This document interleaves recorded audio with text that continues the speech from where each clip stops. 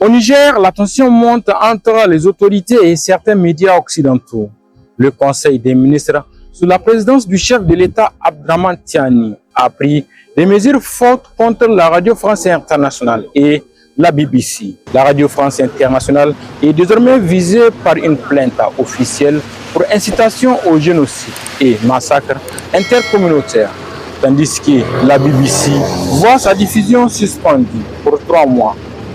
Le gouvernement accuse à ces médias de diffuser des informations erronées et tendancieuses, comme l'a rappelé le communiqué officiel. Les autorités nigériennes considèrent ces actions comme une tentative de saper la cohésion nationale et de déstabiliser le pays, rappelant l'impact historique des propagandes similaires dans d'autres nations africaines. Elle affirme leur volonté de protéger l'unité nationale et de rejeter les ingérences étrangères qu'elle juge impérialistes. Mais qu'en pensent les populations? Ici, à Niamey, nous sommes allés à la rencontre des citoyens pour recueillir leurs avis sur cette décision et sur le rôle des médias internationaux, notamment les affaires du pays. C'est malheureux qu'on arrive à une telle situation qui n'est que le fruit de l'inconséquence ou des mauvais comportements de certains médias, surtout d'obédience internationales, qui ont l'habitude de traiter les informations concernant les États africains avec légèreté, avec subjectivité et pas véritablement avec l'objectivité. Le journalisme, c'est un travail de collecte, de vérification, de traitement et de diffusion. Et si tout ce processus n'est pas respecté, ce qui a toujours des défaillances et des sanctions qui vont suivre à la fin. C'est le cas de ce qui s'est passé avec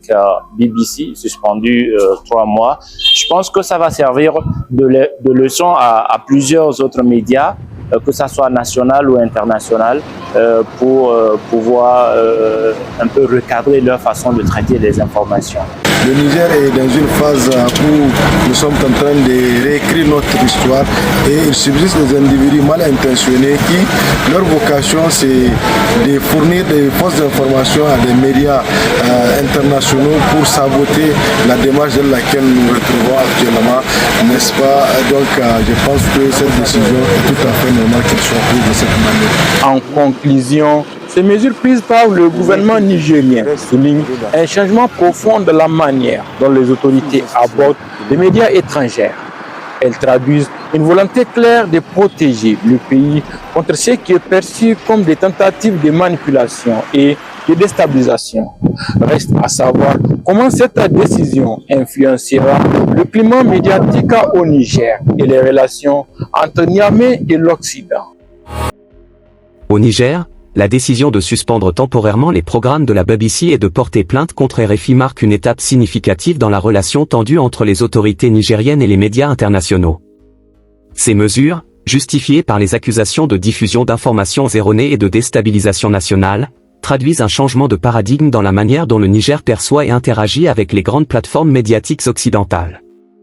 Ces décisions soulèvent néanmoins des questions complexes sur les dynamiques de pouvoir, la responsabilité journalistique et l'équilibre délicat entre liberté d'expression et souveraineté nationale.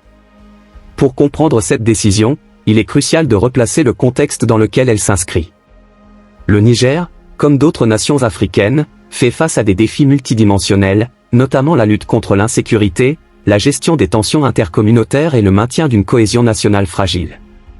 Ces enjeux, exacerbés par les interventions étrangères et les narratifs médiatiques internationaux, ont historiquement alimenté une méfiance croissante envers les médias occidentaux, souvent accusés de partialité et de négligence dans leur couverture des réalités africaines.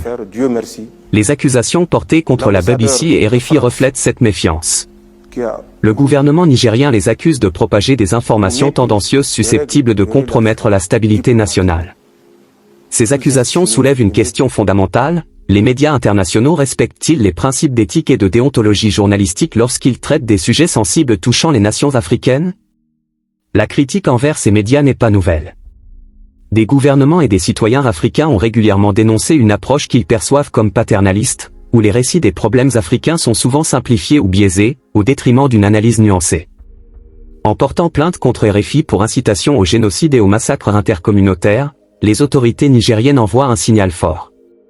Cette accusation, grave et lourde de sens, montre leur volonté de ne plus tolérer ce qu'elles perçoivent comme une ingérence dans les affaires nationales. Bien que cette démarche puisse sembler légitime d'un point de vue souverainiste, elle soulève également des interrogations quant à son impact sur la liberté de la presse. En effet, une telle mesure pourrait être perçue comme une tentative de dissuader toute critique externe, limitant ainsi la diversité des perspectives disponibles pour le public nigérien.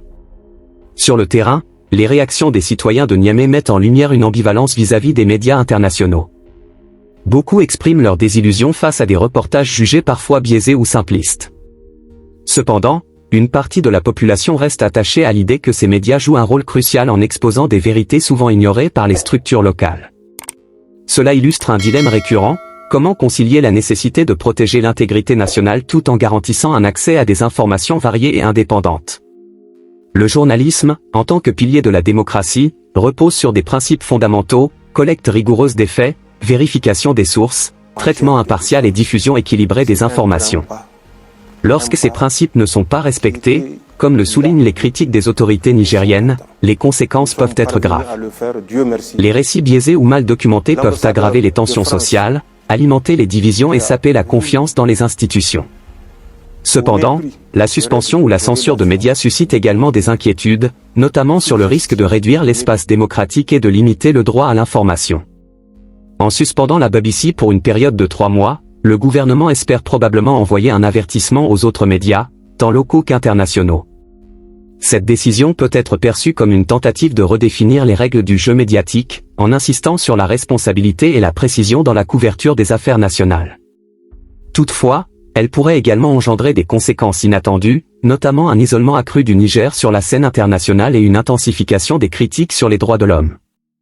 Ce tournant s'inscrit également dans un contexte global de redéfinition des relations entre l'Afrique et l'Occident.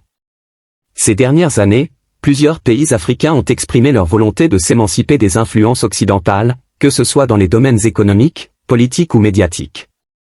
Cette posture, souvent qualifiée de néo-panafricaniste, trouve un écho dans les décisions comme celle prise par le Niger, où les autorités affichent une volonté claire de préserver la souveraineté du pays face à ce qu'elles perçoivent comme des ingérences impérialistes.